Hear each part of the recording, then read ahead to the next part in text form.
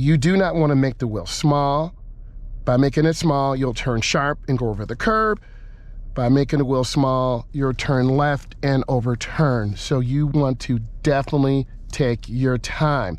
This is called palming the wheel. You'll get deductions, you will lose control. This is underhand, this is throwing. You do not want to throw the vehicle. You want to have both hands on the wheel. You don't want to over squeeze the wheel, and you want to have good control.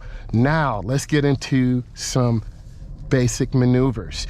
This is a T intersection. I'm scanning. I see the worker there. I'm looking to the right. I'm taking my time. I'm scanning and looking. Have your mirrors properly adjusted. I can see a little bit of the car on the right and left, and I can see everything in the center. I'm gonna make a left-hand turn. We're 100 feet, a half a block. I'm gonna squeeze my brakes and look and check. I'm gonna turn hand over hand into the turn, and then I'm gonna turn out hand over hand. There are different theories behind steering. There's hand over hand turn,